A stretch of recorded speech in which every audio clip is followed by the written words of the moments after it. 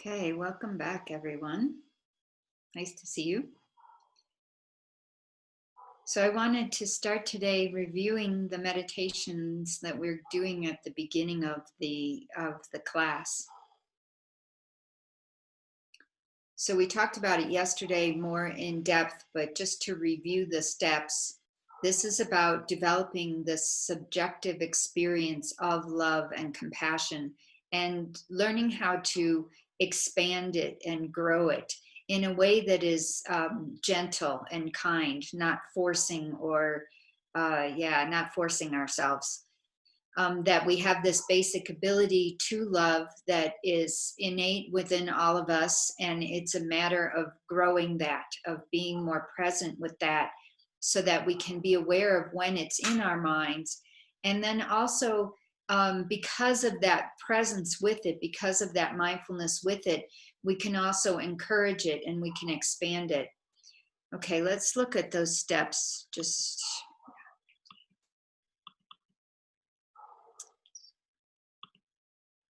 Okay, so the first thing we're doing is we're contacting the experience, and we start with someone who we already find easy to love, who we care about deeply already. And we get in touch with the feeling, both in the feelings in the body and also the thoughts in the mind. So, what comes, when we think about someone that are beloved, someone who we hold dear? What is that experience like?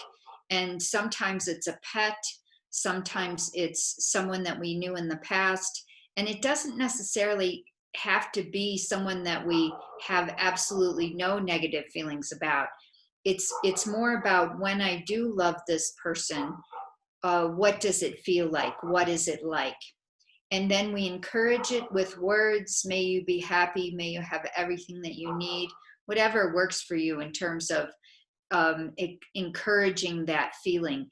And then it expands, so it starts to fill our minds, it fills our bodies and our minds, this feeling of love for this person. It just naturally expands when we focus on it and we bring it into present awareness. It expands naturally, and then when we add the thoughts to it, it also expands. And then we notice, so we notice the first the expansion and how far it goes, and then we notice if there's moments when it stops, when we start feeling doubt, or we feel resistance or hesitancy. And these are our edges, and these are actually really helpful indicators for us to know where our points of tenderness are, where our vulnerabilities exist. And so then we watch those too. We do this with compassionate presence, with mindfulness, with awareness of how do we stop that feeling. And then just, it's not a judgment, and we're not going to push. We're just going to notice, because this is really good information for us. And so today we'll start with the person that we already know, that we already care about. And then we're going to do the same thing with someone who we're maybe not so, don't have the same kind level of love for. So just a little bit less, not someone that you don't know, so not a stranger, and not someone that you don't like, but maybe someone who goes from being a friend, instead of a friend, maybe more like an acquaintance, or someone you don't know as well, or who you have a little bit more challenge in feeling love for. And we're going to see what that experience is like, and how that works for us. And we'll do the same thing. We'll contact the experience, we'll encourage it, we'll expand it, and then we'll notice what that is like. Okay, so go ahead and set up your posture.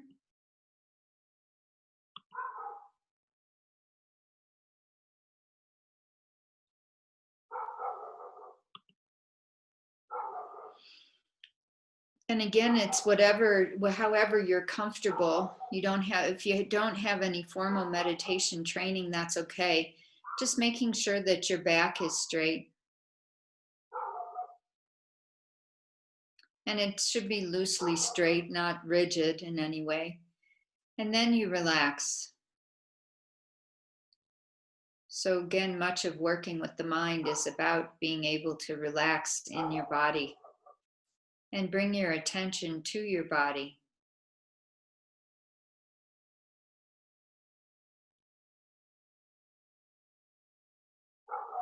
So, your awareness drops down.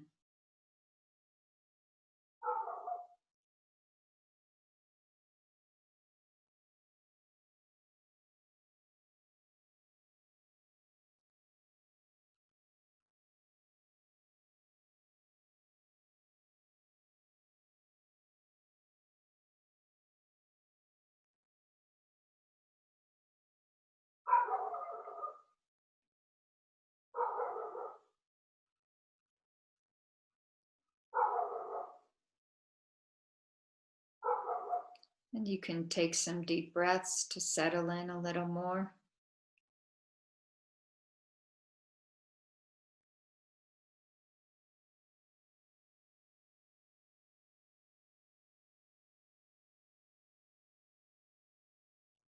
Getting more in touch with that sense of being instead of doing. Just okay to be here, to be open.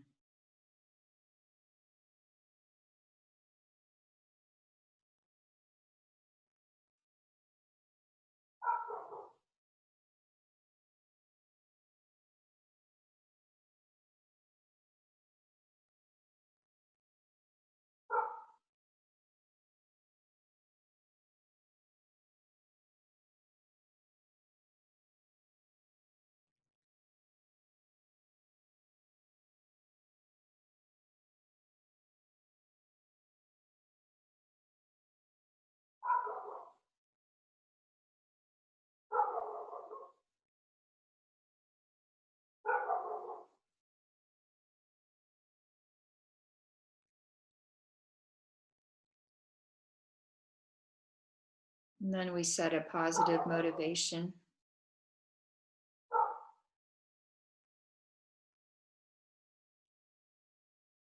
So we can start with gratitude for this amazing opportunity that we have, having this human mind, this human body, this human life.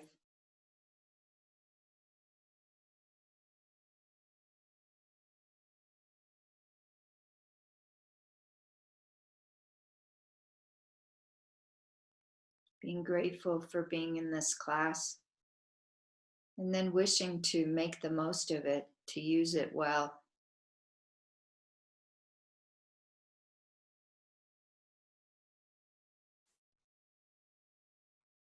For the purpose of decreasing our suffering, increasing our joy, so that we can have a positive effect on those around us.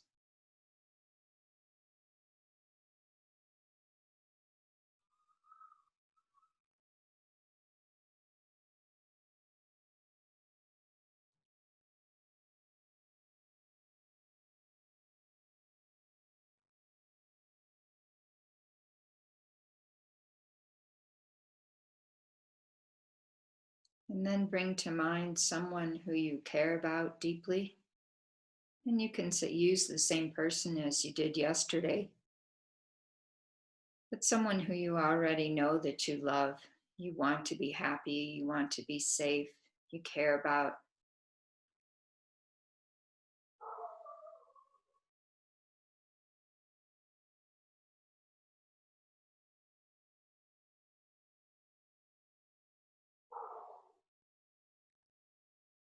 And then contact that experience of loving them. Notice where you feel it in your body.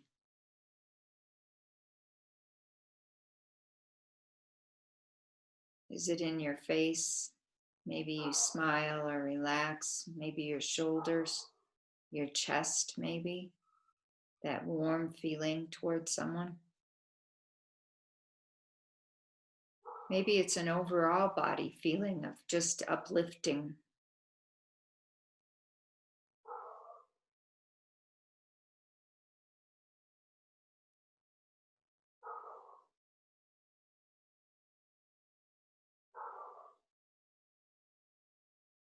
And then encourage that feeling with words. May you be happy. May you have everything that you need.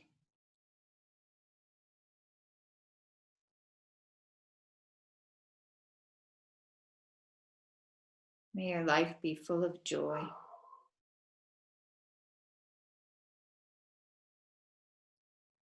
May you be well.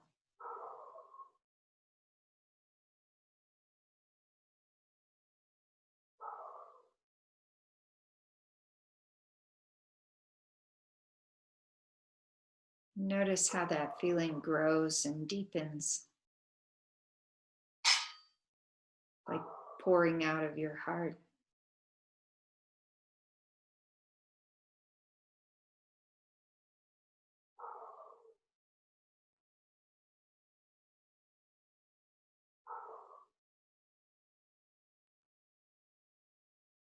And then notice what that experience is like.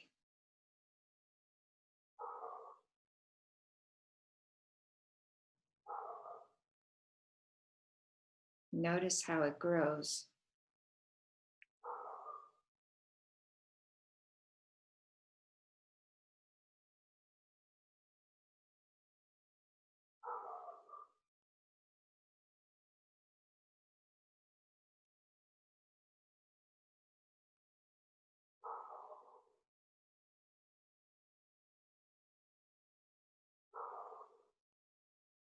And notice if it stops.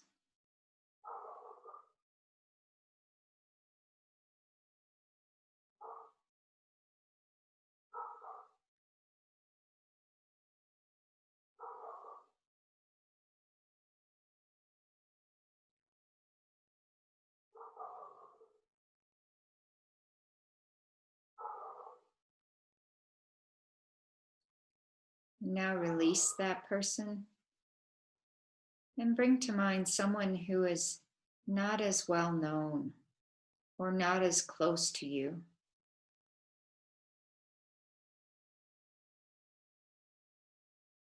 Someone who maybe you have a little bit more difficulty with.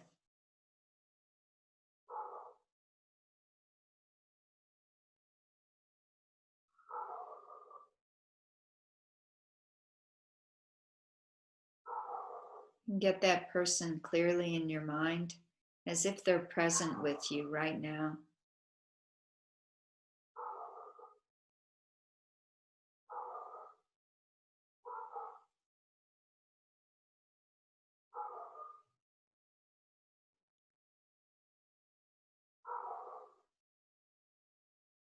And then contact the same experience of love that you had for the other person.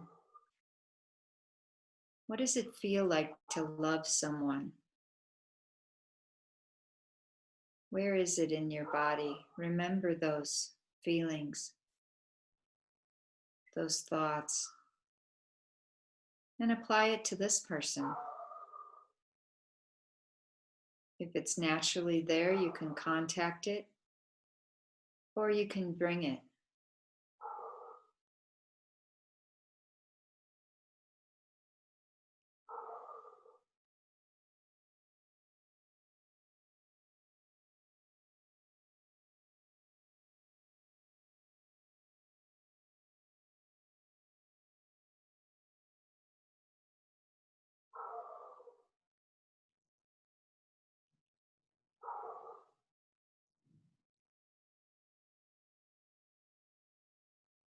And then encourage it with words. May you be happy.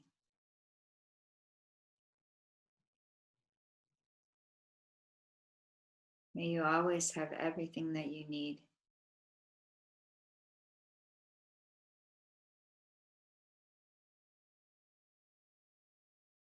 May you have lasting joy.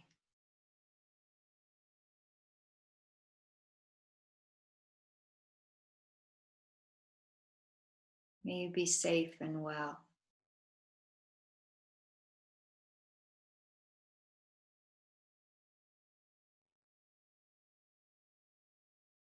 And then expand that feeling.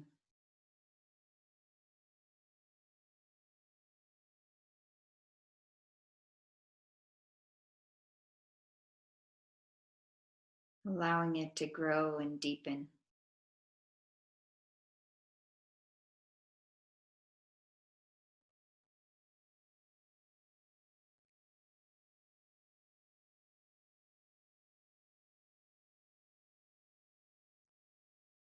And notice how that is for you with this person specifically.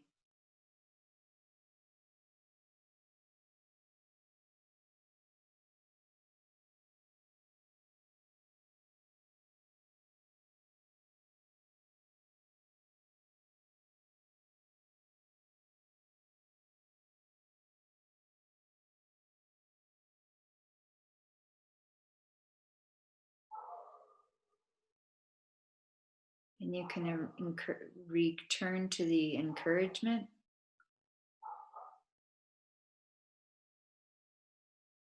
expanding the feeling again, and noticing the process.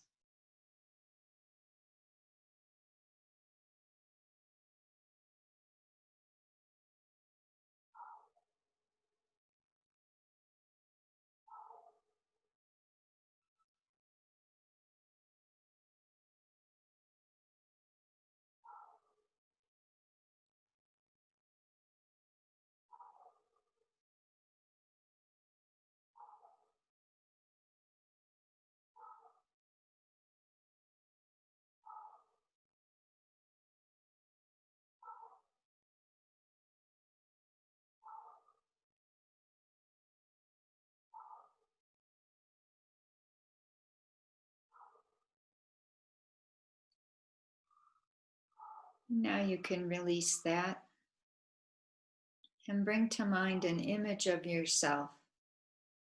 So, like you're looking in a mirror, but here you are, like seeing yourself from a third person point of view. There you are out there, a different person from you. And contact that feeling again of love, of deep caring, wanting this person to be happy, remembering how it feels. If it's in your face or in your stomach or in your hands or wherever it might be, the whole body. How does it feel to love someone? And apply that to this image of yourself, this other person sitting there.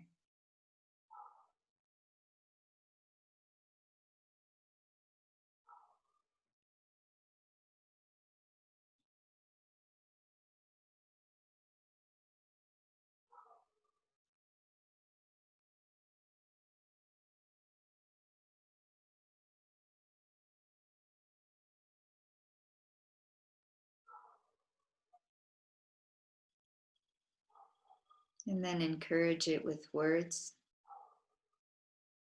I love you. I want you to be happy.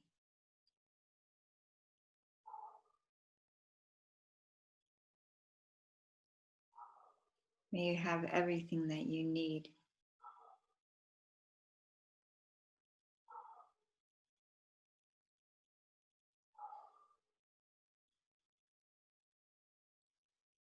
May you have lasting joy.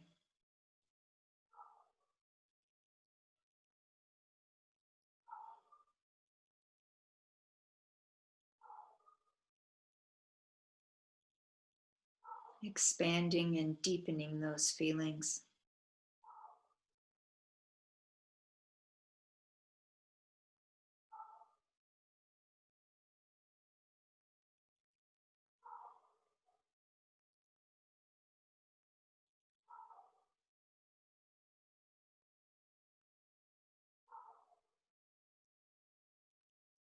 And notice what that experience is like.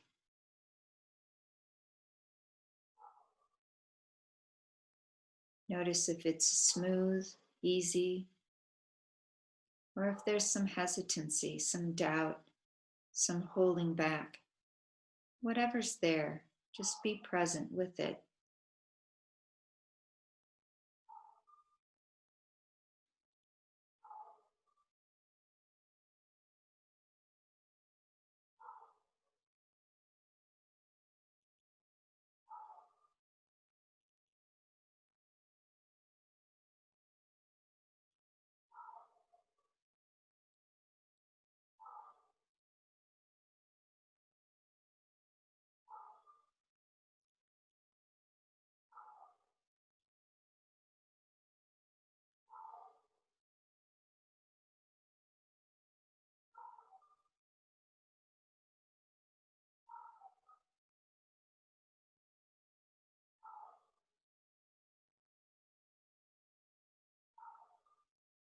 Maybe there's some forgiveness, some understanding there, some acceptance.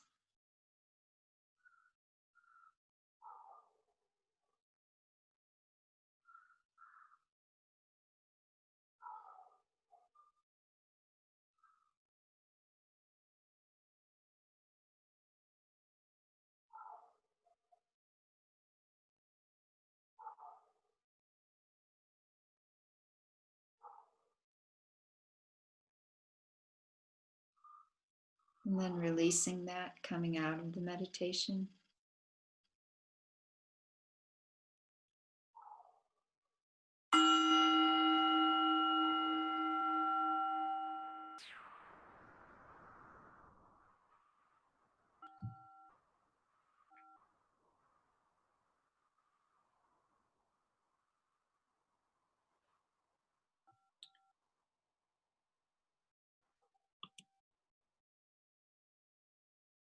So let's review a little bit from yesterday. So yesterday we were talking about first the ground, so the basis of our movement into love, the development of this deep caring heart, that we all have a common basis, that each one of us has the ability to develop this heart, that we know be from our own experience just now when we were doing this meditation, that we have that capacity to love others, to care for others, and that we're talking about growing it, we're talking about expanding it, deepening it. And from a Buddhist point of view, because we have this is our innate nature, or this is our essential nature, is this love and compassion, we have the capacity to expand it completely, infinitely, limitlessly. And that this is what an enlightened being is an enlightened being is limitless love, limitless compassion, and limitless wisdom. And so we talk about that, the basis of having this Buddha nature, this Buddha potential, this ability to develop ourselves. And then we talk about how do we get there. So how do we get to the fruition? So that becomes the fruit, and the thing in the middle is the path. And that's the majority of what we talk about in Dharma. So in the presentation yesterday, we went much closer to the full aspiration, or the full fruition of this path that we're doing. And we call it the bodhicitta aspiration. And it's an aspiration meaning a wish or a hope. So it's an intention. In some ways it's an intention, but it's even stronger than that, this aspiration. Sounds funny. It sounds like you're inhaling it, but that's not it. It's hope and wish, aspiration. And from this Mahayana perspective, from the Tibetan Buddhist perspective, we're talking about having this intention for all our activities, for all our everyday. We have this view that we're going to aim high. We're going to aim to the highest goal of completely removing suffering for ourselves and others. And then we talk about the path, how to do that. Well, we have to figure it out first ourselves. We have to develop ourselves in order to be the best instrument, the best leader, the best role model, the best tool to bring all beings to enlightenment. Is that first we have to figure out how to do it ourselves. And so our wish is that all beings become free from suffering completely. And then also the best way to do that is for us to figure it out first, for us to become enlightened and do all the practices and all the benefiting of sentient beings at lots of levels in order to become a Buddha. So we looked at these different aspects of bodhicitta that include not only the technical definition, but also some more bigger things like we looked in the chat, what it means for lots of different people. There are all these aspects. Rob Priest talked about it being like a jewel with many sides, many facets. So one aspect is this warm heart, that each one of us has a warm, kind, caring heart. And this is the basis, that we start there. And then it's a recognition. So this is the wisdom part, that all beings have the potential for wholeness. They do have the capacity to become enlightened. Each one has this Buddha nature. And then this wish that others do achieve it. We want them to have this ultimate satisfaction. And then this commitment to develop ourselves for others. So it becomes this, that we're going to take the responsibility to do whatever it takes to bring all beings to this full enlightenment. And the best way we know how to do that is by developing ourselves. So the technical definition is the wish that all beings become enlightened, and the wish that I become enlightened for them. In order to fulfill that first wish, the way we're going to do it is by becoming enlightened. So sometimes this gets mixed up and can look even in practice very selfish. Like, oh, you're going to spend all your time on your spiritual practice and you're ignoring all these beings. But the fact is that we are doing it. The reason why we're working on our spiritual growth is so that we can benefit others. So our first wish is for all beings, including ourselves, to become enlightened. And then there's a recognition that in order to do that, I have to be working on myself first. I have to be developing myself. Now, it doesn't, in the process of developing yourself, it doesn't mean that you aren't generous, because that's part of the path. It doesn't mean that you don't help beings who are need the basic needs. It's not just about spiritual advice. Sometimes what a person needs in order to progress on the path is food, clothing, shelter, medicine. And once they have those basic needs met, then they can start to work on their minds. Then they can start removing the other types of suffering, the emotional suffering, and learning to practice things like morality and like that. But so in the process of becoming a Buddha, we also, we attend to other beings' needs. And for each of us, we have to find this balance of how we're going to do that. How are we going to be working on our own spiritual development and at the same time working for others and benefiting others, because that's also part of the path.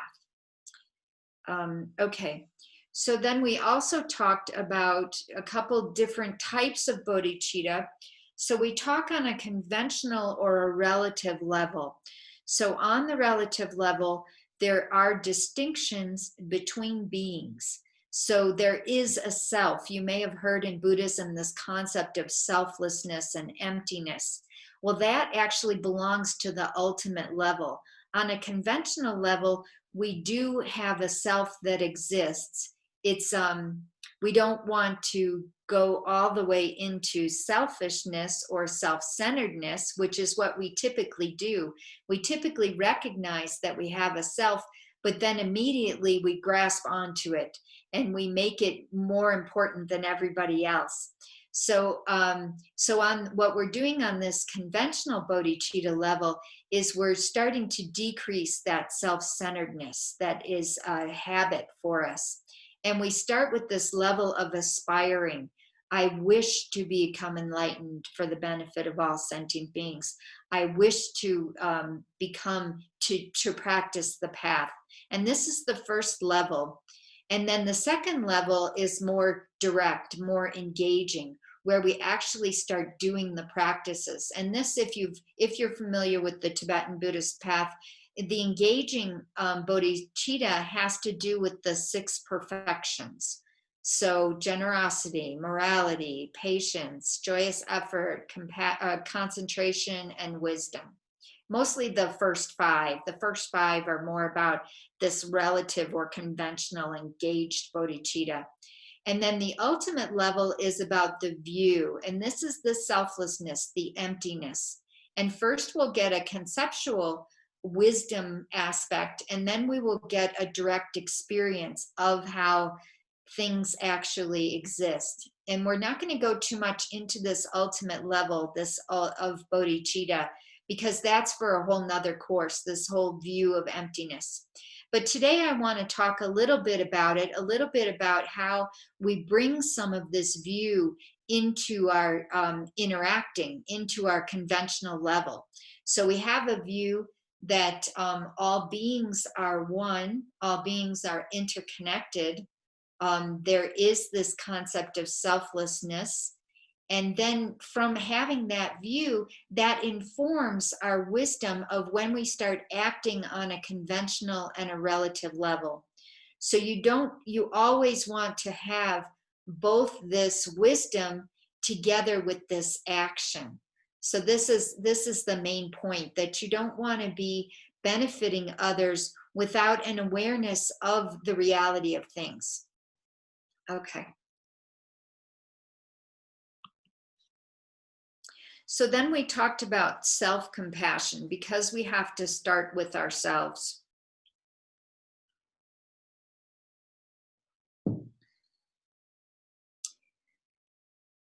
And the definition of self-compassion is that when we suffer, caring for ourselves as we would care for someone we truly love. So it's a recognition that we need to learn how to be our own best friend, that we have to learn how to treat ourselves with respect, with kindness, to take care of our basic needs, to love ourselves, kind of like we were practicing in that meditation. And if you had some resistance to that, you can notice that, like, oh, this was hard for me. This was a little bit more difficult. It was much easier when I was loving another person who I'm used to loving, who I, already care about, and we share interests, or we have history, that sort of thing. Those beings are much easier to love. And then when it comes to me, I have judgment, I have expectations that weren't met, I have memories of people who didn't love me, so I think I'm not lovable. All these sorts of things that come in the way to our own self-compassion, our own self-love. And so the other aspects of self-compassion have to do with this self-talk. And this is one of the things that we were practicing in this meditation, is encouraging ourselves, giving ourselves love, practicing these self-talk habits so that we can be comfortable within ourselves. And then self-confidence grows, and we develop courage, we develop strength, and we develop a familiarity with loving others. And then there's not this, what we're going to talk about, I think it's tomorrow when we talk about equanimity, is that we have a tendency, when we don't feel good about ourselves, we project that onto others. We put that judgment and that criticalness onto others. It's much harder to accept and be understanding with others if we haven't already practiced it on ourselves. And oftentimes when we are more kind and compassionate to others, it's usually with like a hidden agenda, an agenda that if I am kind to you, then you will love me. Or if I'm kind to you and accepting of you, then other people will see me as a good person. And so it doesn't become this very clear sort of, clear, pure love. It becomes with expectations and with strings and with hidden agendas. And we're going to talk a little bit more about that today. So that's why we would want to develop this compassion, this self-compassion. Okay. So it had these three aspects of how self-kindness versus self-judgment, this common humanity, this connection to others who are also suffering. This is part of self-compassion, is recognizing that we aren't alone in our suffering, that we are not the only ones who are going through a difficult time. We are not the only ones who have had, problems in our lives, who have made mistakes, who have, had difficult relationships, who have been rejected in relationships, who have, had parents who weren't perfect. Everyone has these experiences.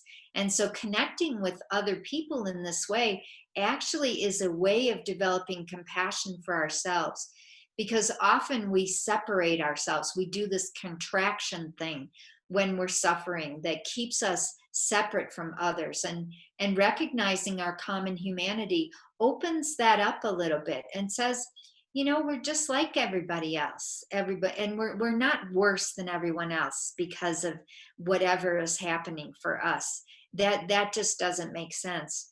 And then this mindfulness is about being present with these emotional experiences versus sticking to them, where we get stuck to one experience or stuck to one emotion. And we say, I am a depressed person.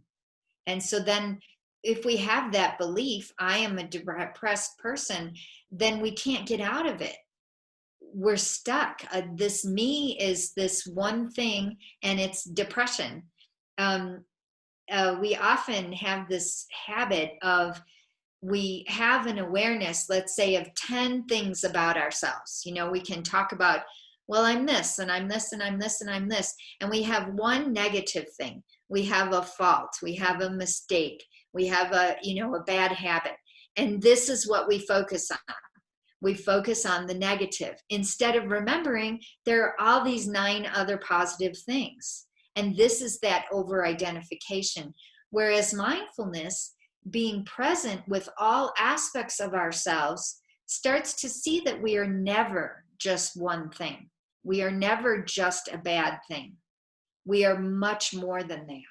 And it creates this space between our emotions and our experiences and this me, that I am so many things. I am, and I can be aware of all those things instead of just focusing on the one bad thing.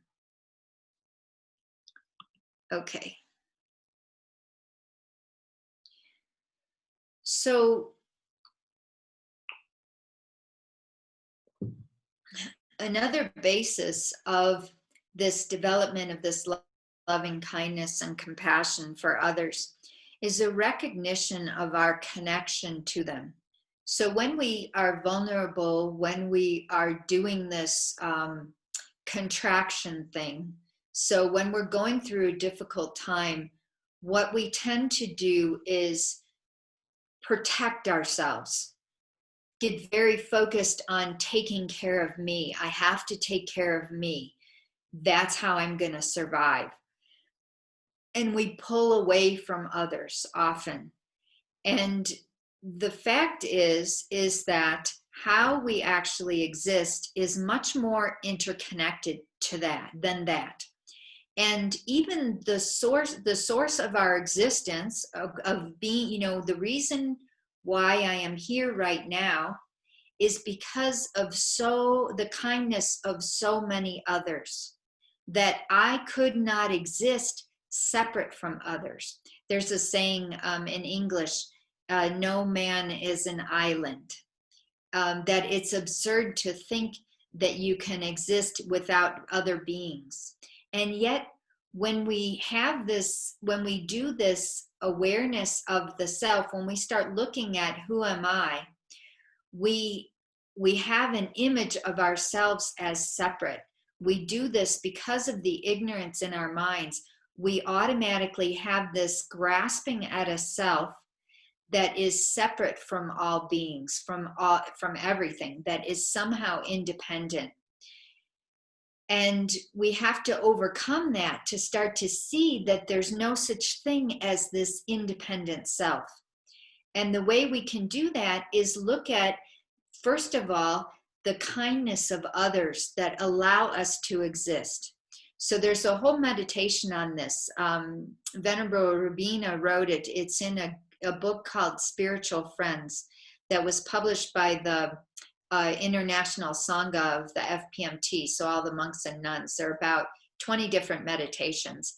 And in one of them, Venerable Rabina has us look at this body. So this body, in order for this body to exist, it depends on so many other beings and other conditions. For example, our parents, of course. There would not be this body here if our parents didn't get together, if our mom didn't grow us in our womb, if our mom didn't have food to nourish her to be able to grow us. And where did that food come from? Most likely it was farmers, wasn't it? Farmers, as well as all the people who made the machinery for the farms, all the people who harvested, whether it was the farmer himself or his employees, all the people who transported the food to the grocery store, all the the produce people who stock it, put it in nice little bins. They all had to be present in order for my mom to eat, in order for me to have this body. And that's just one really small experience, right? That's just the food she ate. What about the medicine? What about the clothing? What about the shelter? I mean, what goes into building a house or building a hospital where you were born, wherever it was that you were born in your house? What went into all the education of all those people who built the equipment, who built the home, who built the hospital? I mean, we just go out and out and out. And then we can talk about the fact that each one of those people that contributed to my mother being able to grow me in her womb also had all those conditions as well. They had parents, and they had food, and they had clothing. And so we go out and out and out and out, and we start to broaden our view of this self, that there is no such thing as an independent self, that we are interconnected in so many ways. And this is just the body. I mean, we haven't even talked about the mind. Who taught you how to use a computer? Who taught you what a computer was? Who built the computer for you? Who, set up all the satellites, in order to be able to have these signals passed, from here to the US or to Australia or to South America or, wherever, other parts of India. How is this possible? How many people were involved? How many minds? How many generations of developing us as human beings went into this? And our sense of ourselves, our sense of our minds and our bodies just starts to grow and grow and grow, this interconnectedness. And so they talk about the source of our misery, the source of our suffering is actually a belief in a self that is separate, that is more important, because it's not based in reality. It is not a reflection of how we actually exist.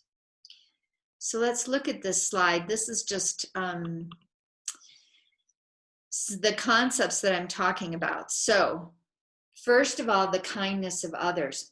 Any happiness that I have is, based on the kindness of others. Even the long-term happiness that we're talking about developing in Buddhism, it came from my teachers. My teachers taught me how to meditate. My teachers taught me about these concepts. And so I wouldn't be here. I wouldn't even, it's hard to imagine me alone without all these other beings. And so this sense of interconnectedness becomes so important within Buddhism, and so helpful when we're talking about expanding our love, not just to the ones that are easy to love, but expanding our love to more and more and more beings. Even those people who are very difficult for us, they also have a connection to us. We are not separate from them.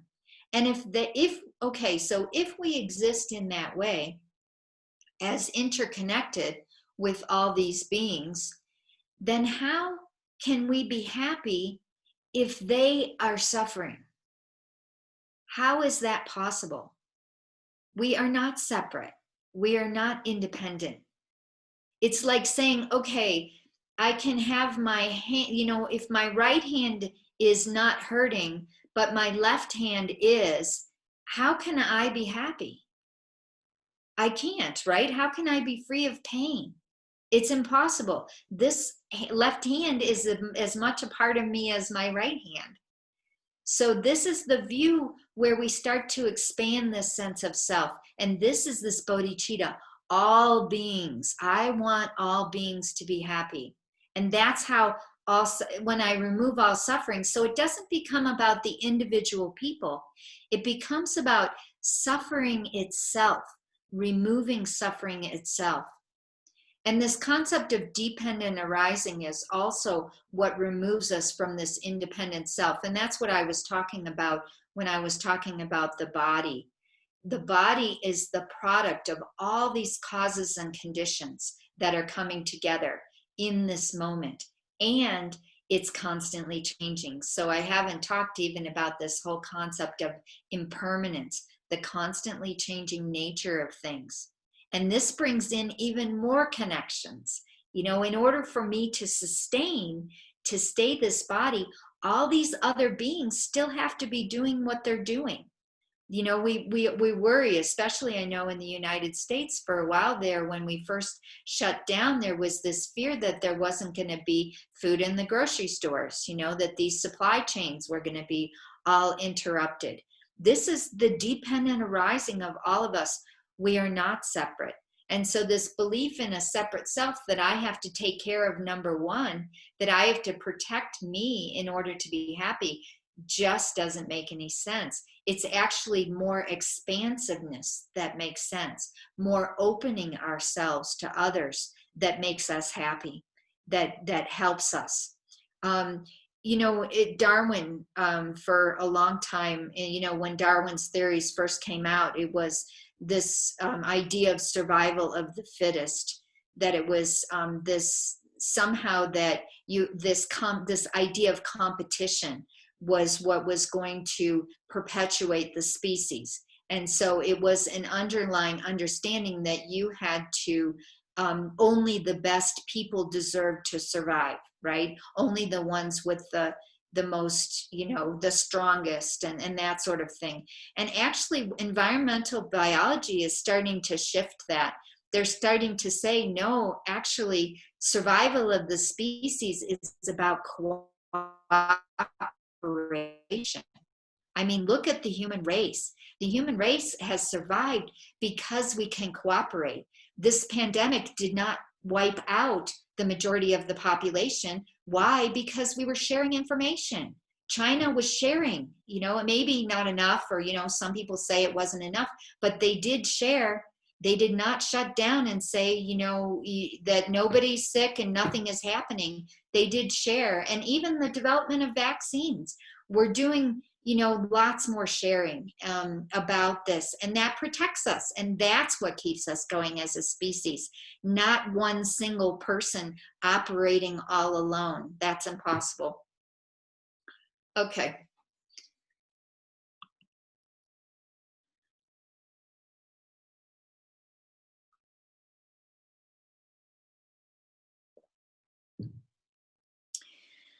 So the other topic that I wanted to talk about today is the basis of these bodhicitta, something called the four immeasurables. So you've probably heard this introduced. Oh, excuse me, my nose is itching. Okay. Okay, so the four immeasurables. This is a prayer that we do. It's also a wish. It's a meditation. It's a way in which we grow this, deepen this caring heart. So it involves four aspects. The first one is loving kindness. And so loving kindness, from the point of view of Buddhism, is wanting beings to be happy. So love is a very complex thing, and we use this long word. We use loving kindness instead of just love, because we want to emphasize its separateness from attachment. Attachment, not in the sense of the psychology and, you know, this bonding between a mother and a child, but more this negative sense of attachment where we have these expectations of others.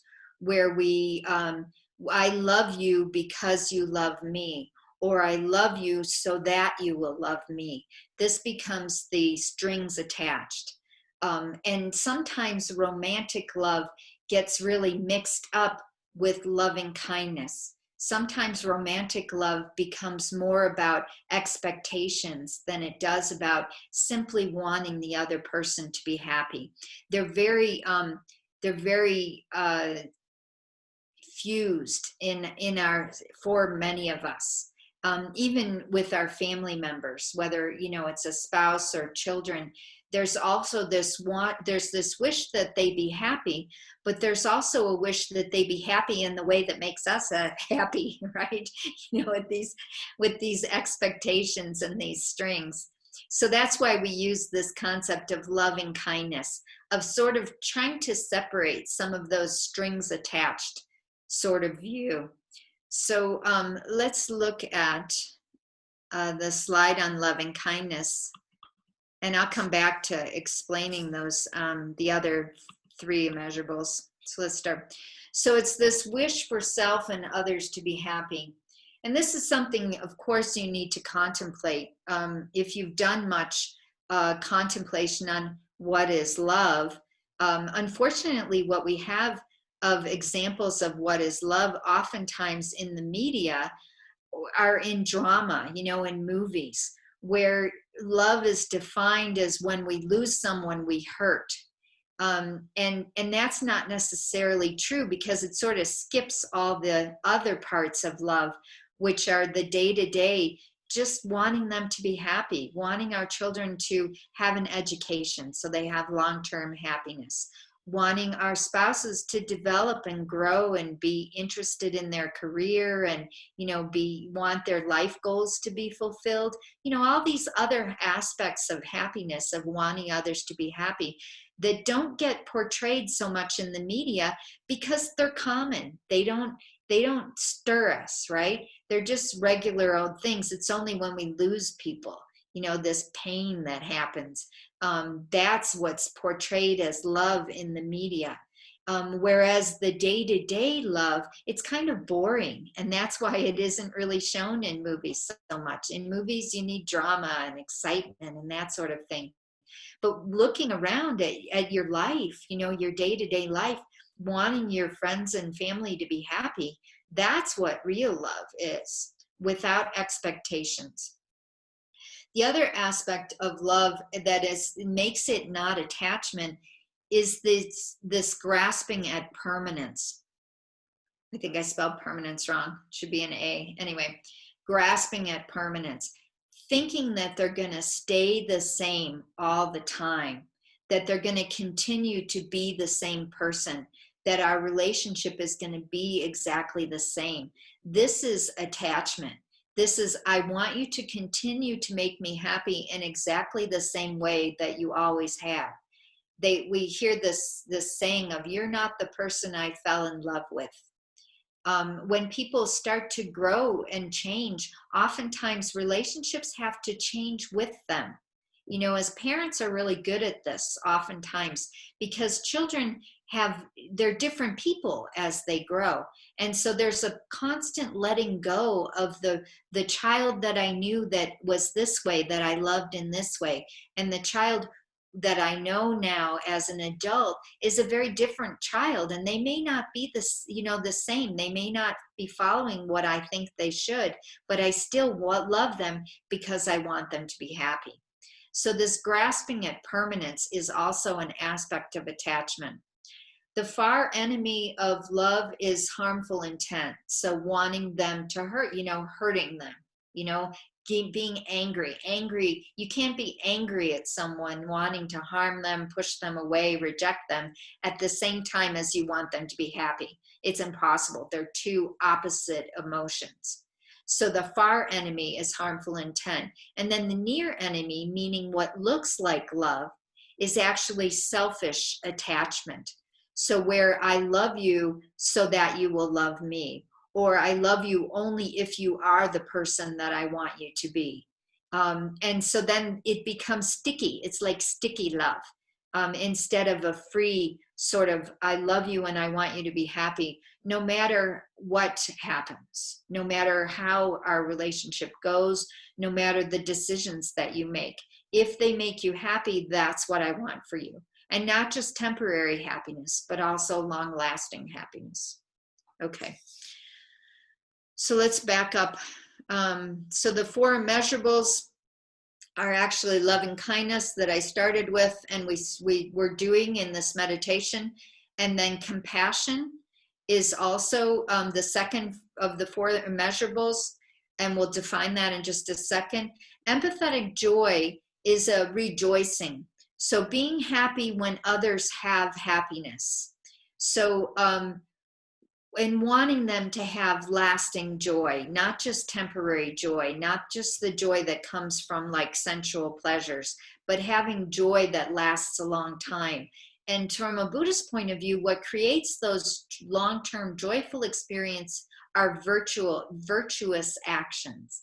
So that's empathetic joy, rejoicing in other people's virtue and other people having joy. And then equanimity, we're going to go into tomorrow. But basically, equanimity is not judging and saying, oh, I'm going to love this person, but I'm not going to love this person. It's saying that everyone deserves love and everyone is equal in deserving love. And so that when we talk about this interconnectedness, it's all beings. It's not just certain beings. So that's what we develop.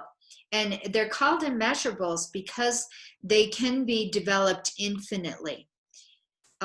Which infinity is not able to be measured. So if I were to develop this ability to love every single being, so to love all infinitely, all beings who are infinite, then my love would be immeasurable, wouldn't it? If I had love for infinite beings, my love would be immeasurable. And we can develop that, and my compassion would be infinite, and my rejoicing would be infinite, and my equanimity would be infinite.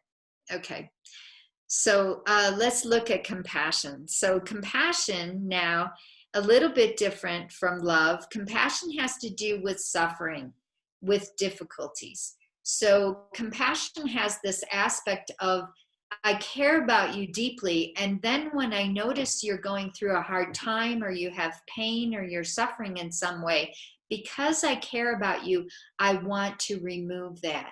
I don't want you to suffer. I want you to be happy all the time.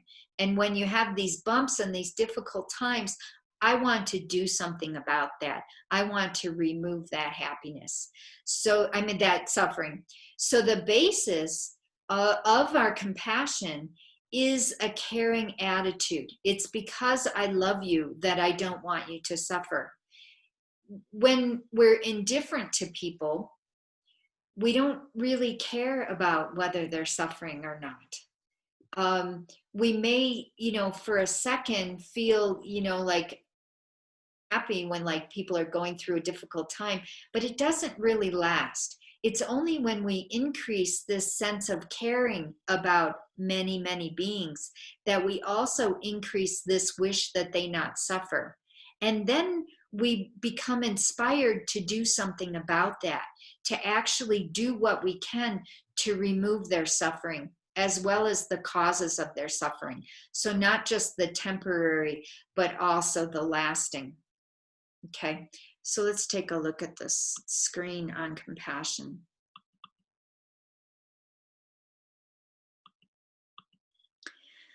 So compassion is this wish for self and all others to be free from suffering. So it's not fixing. So it's not assuming that someone is broken and I have to fix them, okay? Because we have this understanding that they have the capacity to grow themselves. And sometimes helping is also has this sense of the superiority, that I am the one who is going to help you, that I am up here and you are down there. You are the helpee, okay? So many, at least in my country, oftentimes doctors, are the helpers, and they're so much better than the patients. When in fact, when we start to look at equanimity, doctors wouldn't be doctors if there weren't patients. So starting to see that actually it's more about serving others, and it's more about seeing what others need from their perspective. So I've been watching this show because it's based in Chicago, and that's where I'm from, and so I'm like wanting to connect to that. And it's called Chicago Med.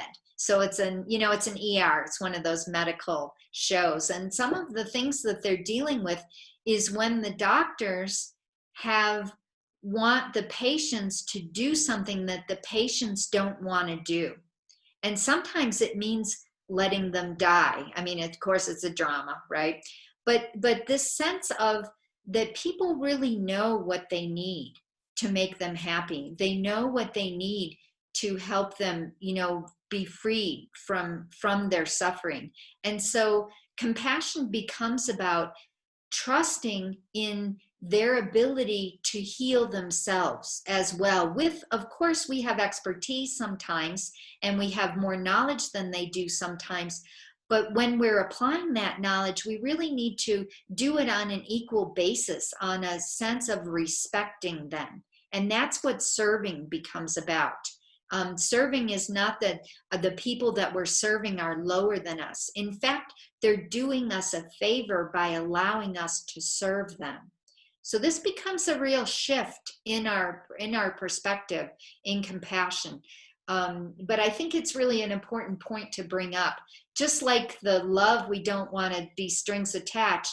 The compassion, we don't want to have these expectations of how people are going to accept or not accept what we have to offer. So it's a deep caring along with this empathy. We have an empathy. I know what you're going through because I have suffered also. I know what it's like to suffer. And then this wish to remove that their suffering stop. The far enemy, of course, is cruelty. The opposite would be inflicting harm on someone else instead of wanting to remove it. And then the near enemy is pity, meaning that I am better. I am somehow above you. And then, oh, poor you, you're suffering like this. And it creates a wall and a barrier and a separation. Whereas empathy and compassion is more about connecting with others, this common humanity. We all are going through difficult times. Maybe right now I'm in a better place than you are, but I've been there and I will be there again. This sense of connection, of equality, of equanimity. Okay, so for the discussion, we're going to go into the discussion part. So for 10 minutes, we'll break you up into groups of about 5 people each, 4 or 5. And the question is, what is the difference for you between love and attachment? So we're talking about this attachment that with the strings attached, the expectations. And how have you experienced more of a pure love, wanting others to be happy, and a love where there is attachment and there are strings attached? And what are some of the differences for you? So if you can discuss that, that would be great. And I'll see you in about 10 minutes.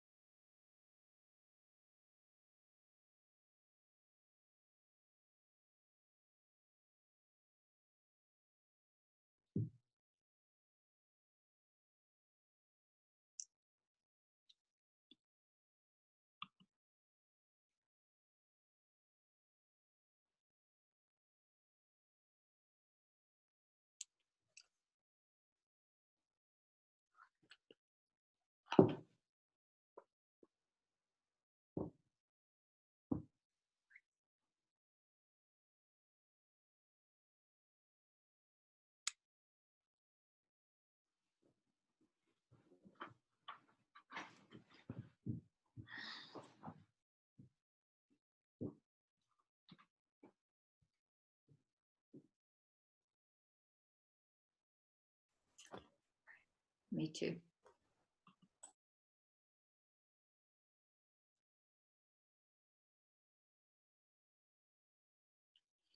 Okay, so welcome back, everyone. If you have questions, we can do a few questions now, and then we'll go into the meditation. We have one from Sunil Kumar saying, is depression a lack of compassion, equanimity, or mindfulness? And I will unmute Sunil if he has a comment on that. Depression can have many different causes. It could be related to, I mean, depression.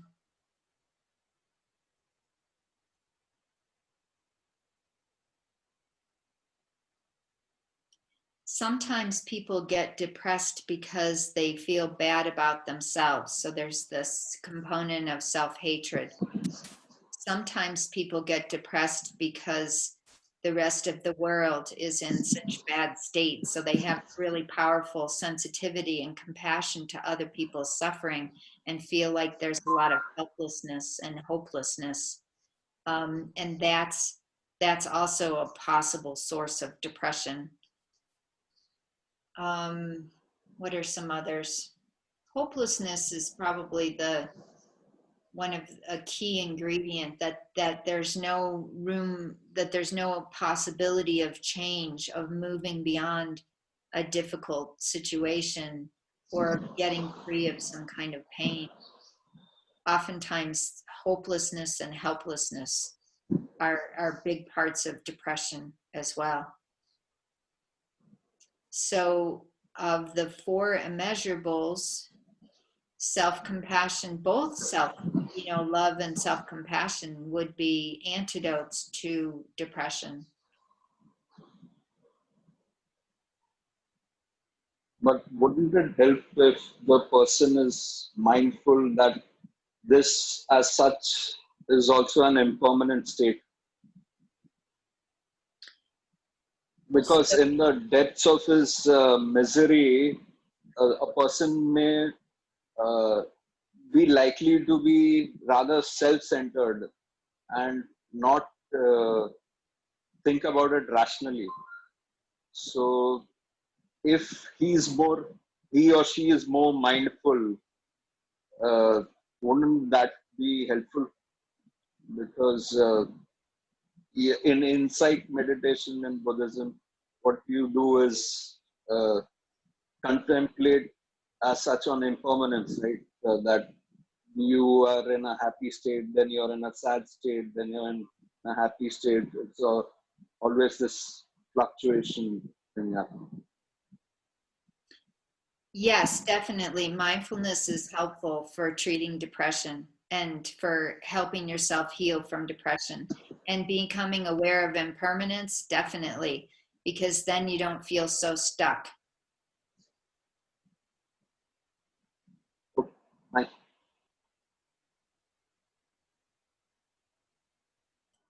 All right, then we have Padmaja. Thank you so much for all your time and so much love. Sometimes it's a lot, and I'm just like, whoa, can I give you some back? But I think it's the same thing that you're always talking about. So thank you. And Felipe, thank you so much, and everybody. There are 2 things. One is in the breakup group, there was one member who did not get the opportunity to talk. So you know who that is. So if you have a question, I guess, I just wanted to bring that to everyone's notice. Second was in the meditation that we were doing today in the morning, when you said to concentrate on 3 people. So the last person, that was the self that, of course, I mean, came in bits, but it was there. I could not deny that I could feel. The other 2 that you said, the first, somebody that you really love. So first I said, oh, who should it be? And then a person popped, and then another person popped, and then another person popped, and a lot of people started to pop. And then, of course, I mean, I was just there because I said, okay, just let it happen, because I mean, I bet there is And the second was the same. By the time when you said expand your let that expand, so that fell into place again. And then for the second time where you said that a person who is acquainted to you or you don't know so well, and it was the same thing. It was people who you know and people who you don't know, and the expansion of love.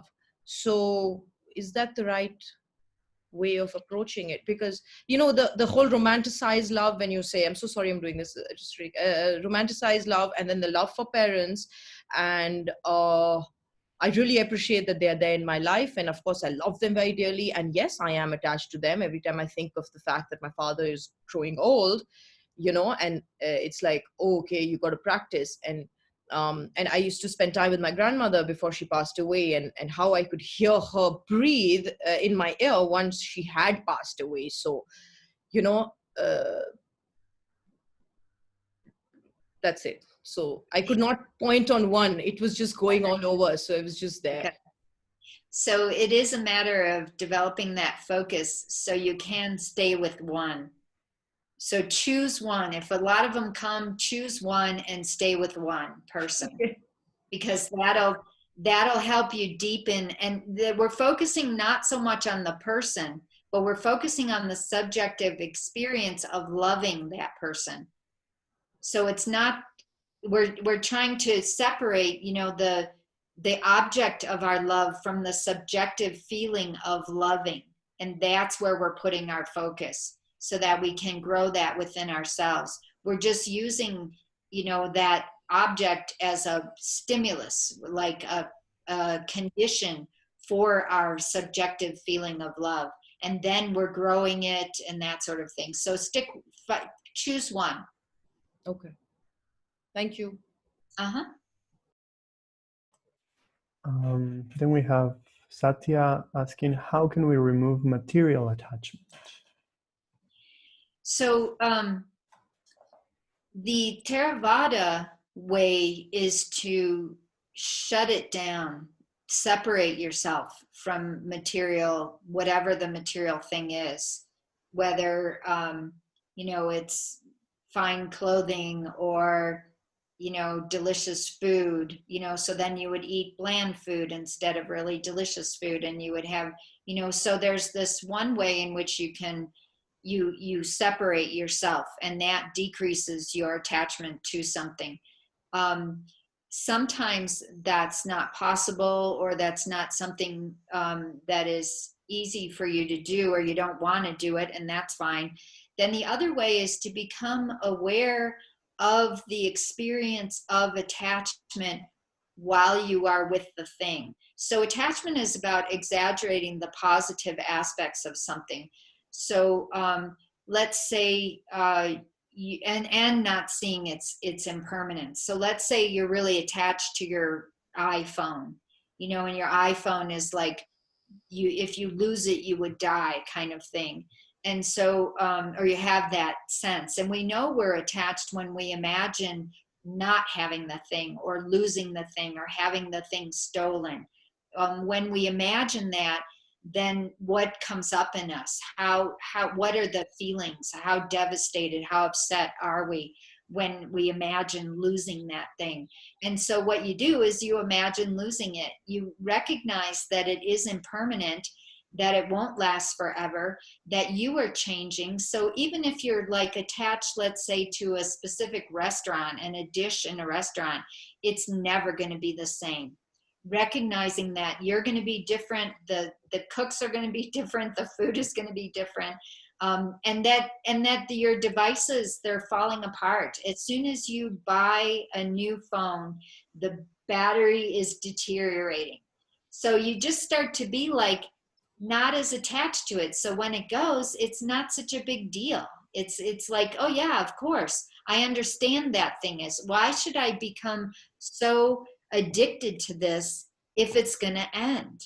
It doesn't make any sense. It's like, so you contemplate on the reality of the constantly changing nature of things, and that lets you enjoy them while you have them, but you don't have this clinging and grasping and this expectation that it's going to continue to give you the same positive feelings as it always have, because it won't. The positive feelings come from inside. They don't come from the thing itself. The thing itself is merely a condition. Thank you so much. Actually, that was my question was pertaining to the current crisis that we are encountering and we are going through. And basically, we are all connected to saving our jobs, saving our life. Yes, we are. And now we're forced to live with the change. Okay, so let's go to meditation. All right, so please everyone set up your posture for meditation. I'm going to jump right into the practice.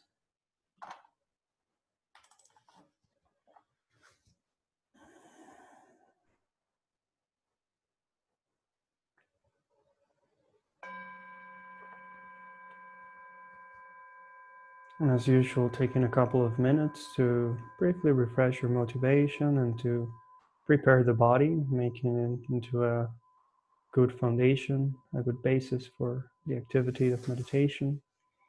And we do this by letting go of tension, by remaining still and adopting a correct posture, which is conducive for the attention to remain steady.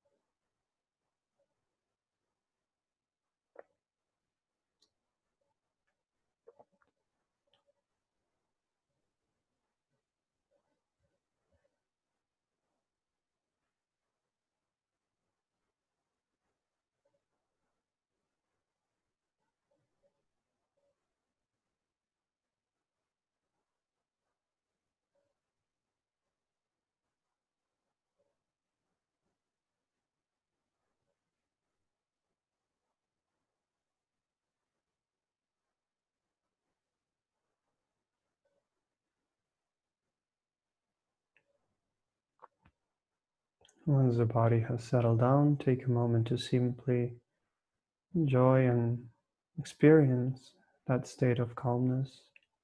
Just be present with it.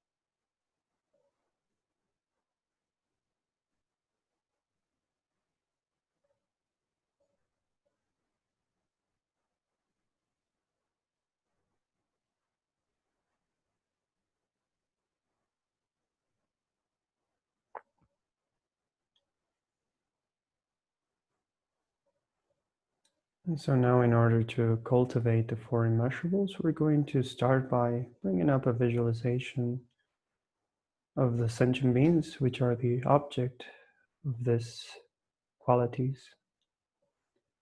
So you can gently close your eyes and imagine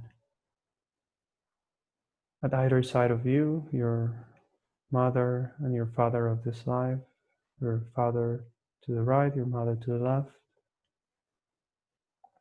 Doesn't matter if they're alive or not. Visualize all your male and female family members behind you.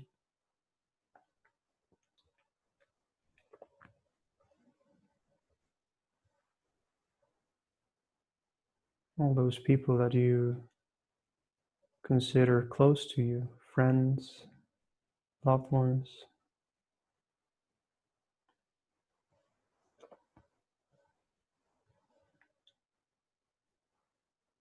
Think of them sitting together with you peacefully, calmly, in an area which is open and spacious.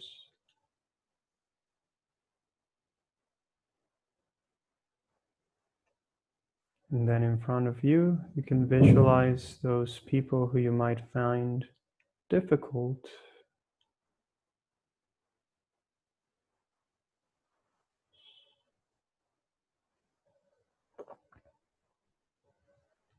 They are also there in front of you, sitting peacefully.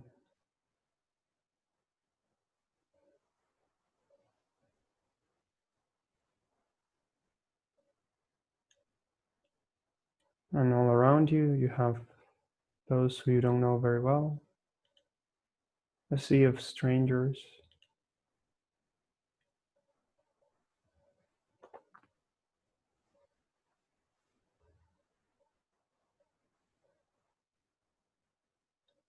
And again, everyone is simply sitting there peacefully and calmly. A sense of ease pervades the entire assembly.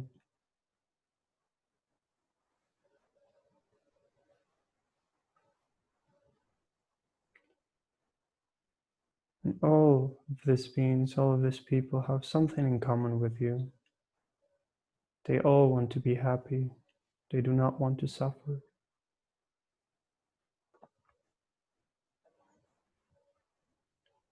So with that in mind, directing our attention to all of them, absolutely all of them, we start by developing immeasurable loving kindness, thinking how wonderful it would be if all these beings were endowed with happiness and the causes of happiness, including those things that they need to survive, material things that guarantee their well-being.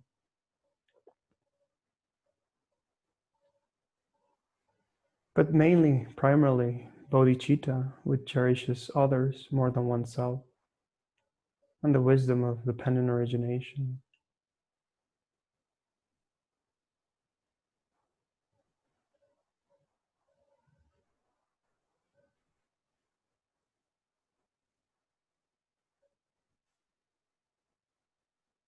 May all these beings be endowed with happiness and the causes of happiness. Really wish that, really feel that within yourself.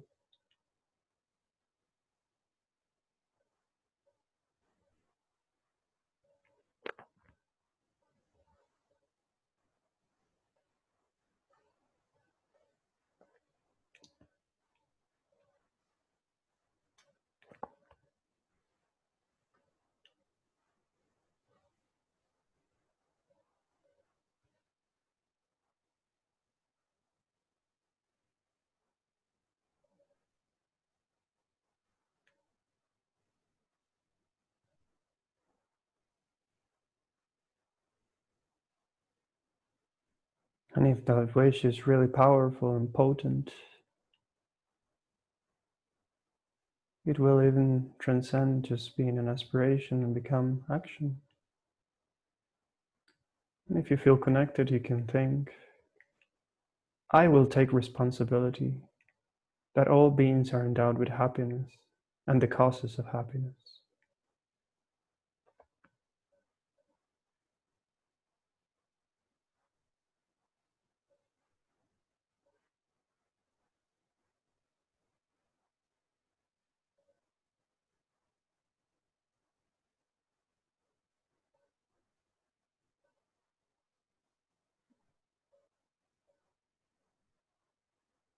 And you can then request blessings to be able to do that.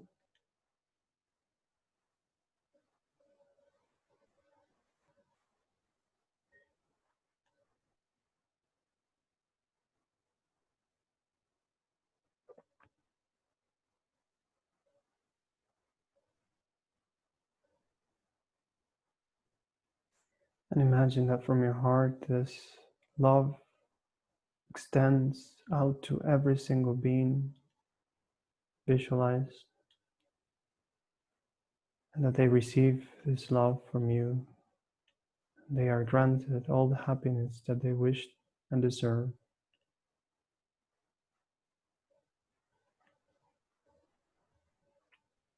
And within yourself, think how wonderful, how precious, how great that all these beings can be happy.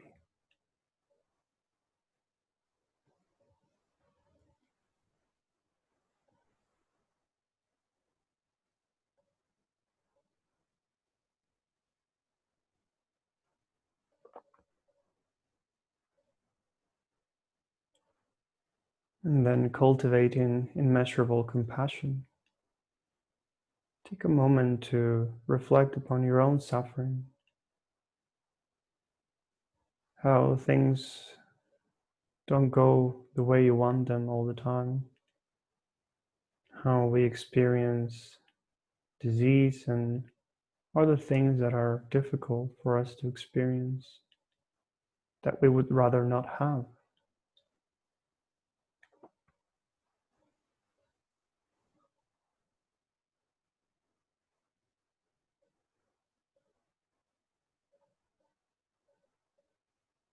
Not just physical things, but also mental states which are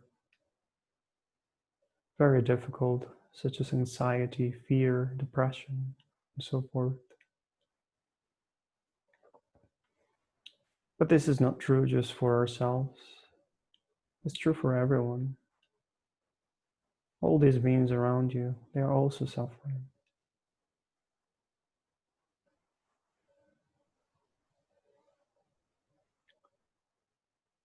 So thinking how wonderful it would be if all beings, yourself and others, were free from suffering and the causes of suffering. Primarily self-grasping ignorance and self-cherishing attitude, which are the cause for all our sufferings.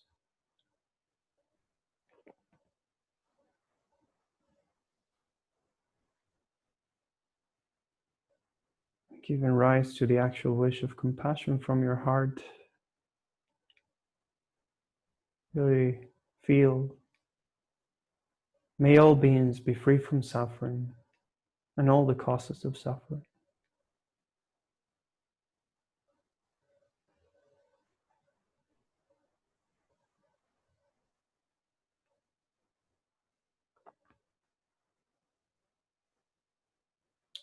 I will take responsibility to free all beings from suffering and the causes of suffering.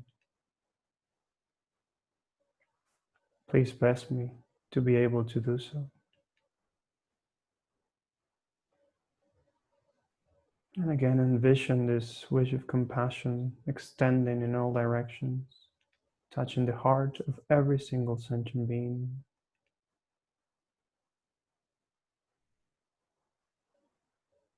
Getting rid of their suffering, starting with yourself. You yourself need to be free of suffering in order to help others. And then allow it to expand and to extend.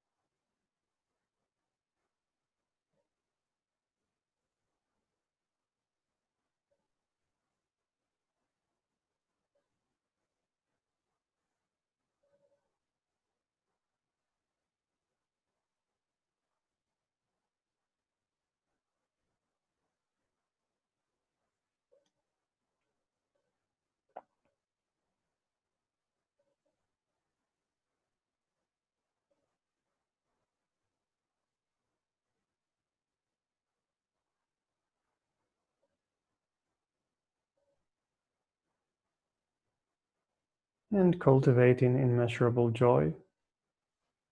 thinking how good it would be if all beings were never separated from genuine happiness that is free from suffering and all of its causes, primarily the happiness from liberation and enlightenment.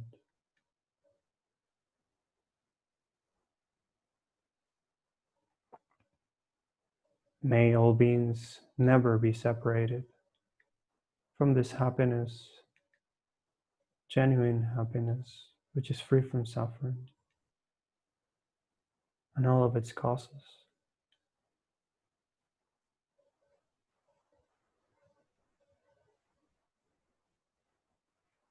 I will take responsibility that all beings are never separated from happiness and the causes of happiness.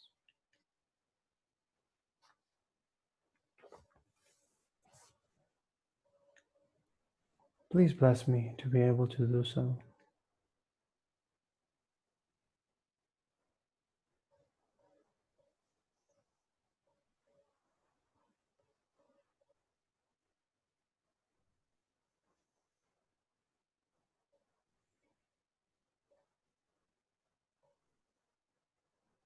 And so extending that wish and vision in all beings, attaining that state of liberation or full enlightenment, being completely free of all what causes them to suffer, and experiencing joy and bliss within themselves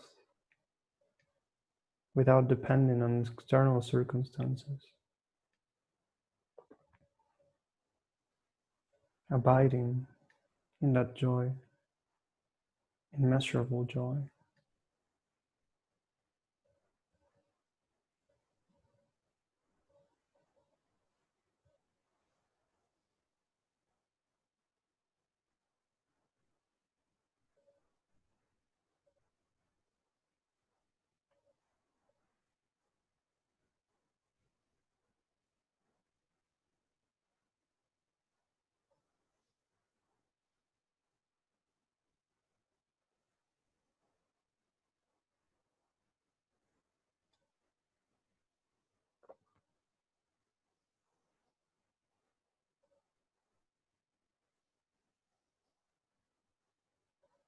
And finally, cultivating immeasurable equanimity,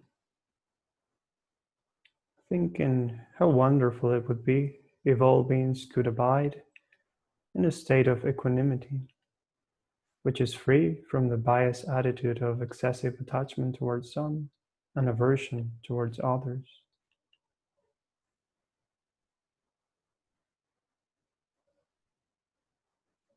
May all beings abide in a state of equanimity,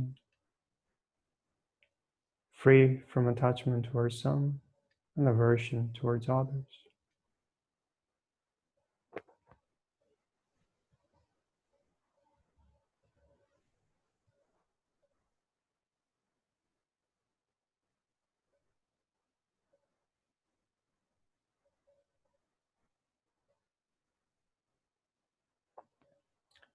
I will take responsibility that all beings abide in the state of equanimity.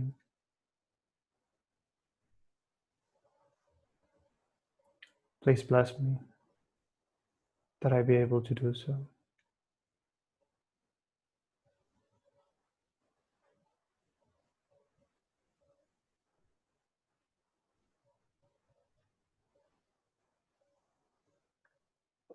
And again, imagining developing those qualities within yourself, extending it towards others.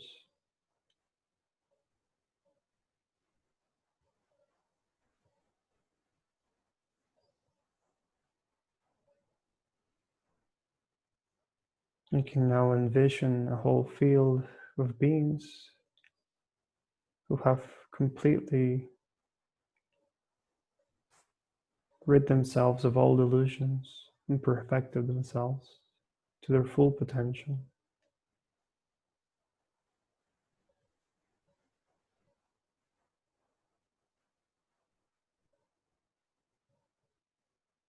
Feeling happy about that, just allow the visualization to the soul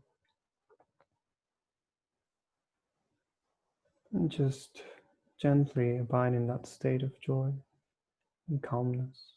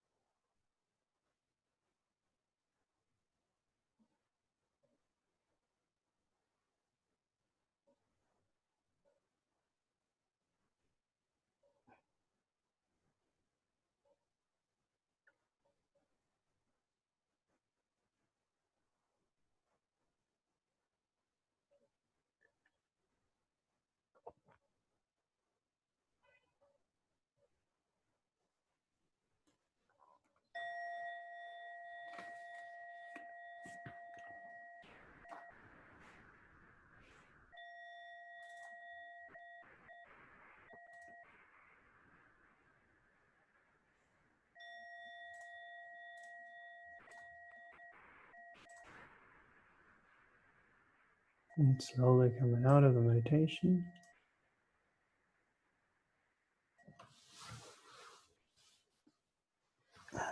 Taking a moment to offer and dedicate that positive potential, that good energy that we created with this meditation.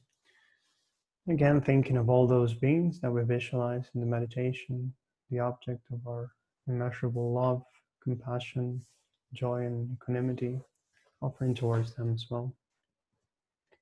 May all beings everywhere, plagued by sufferings of body and mind, obtain an ocean of happiness and joy by virtue of my merits. May no living creature suffer, commit evil, or ever fall ill. May no one be afraid or belittled, with a mind weighed down by depression. May the blind see forms and the deaf hear sounds. May those whose bodies are worn with toil be restored and finding repose. May the naked find clothing, the hungry find food. May the thirsty find water and delicious drinks. May the poor find wealth, those weak with sorrow find joy. May the forlorn find hope, constant happiness, and prosperity. May there be timely rains and bountiful harvests. May all medicines be effective and wholesome prayers bear fruit. May all who are sick and ill quickly be free from their ailments. Whatever diseases there are in the world, may they never occur again. May the frightened cease to be afraid, and those bound be freed. May the powerless find power, and may people think of benefit in each other. For as long as space remains, for as long as sentient beings remain, until then, may I too remain, to dispel the mysteries of the world.